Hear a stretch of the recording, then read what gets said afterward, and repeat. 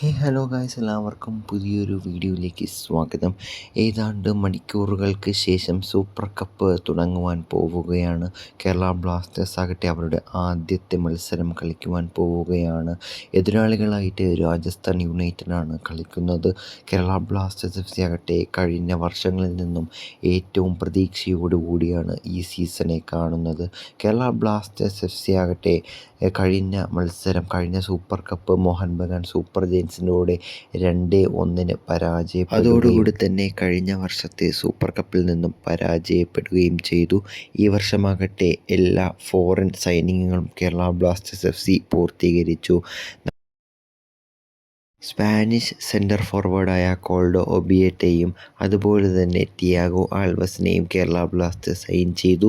അതുപോലെ തന്നെ പ്രതിരോധ നിര ശക്തിപ്പെടുത്തുവാനായി ജുവാൻ റോഡ്രിഗസിനെയും കേരള ബ്ലാസ്റ്റേഴ്സ് FC സൈൻ ചെയ്തു. ഇതോടുകൂടി തന്നെ എല്ലാ ഫോറിൻ പ്ലെയേഴ്സിനെയും കേരള ബ്ലാസ്റ്റേഴ്സ് FC സൈൻ ചെയ്ത് കഴിഞ്ഞിരിക്കുന്നു. ബ്ലാസ്റ്റേഴ്സ് സംബന്ധമായ വാർത്തകൾ അറിയുവാനായി ഈ ചാനൽ സബ്സ്ക്രൈബ് ചെയ്യുക, ബെൽ ഐക്കൺ കൂടി എനേബിൾ ചെയ്യുക.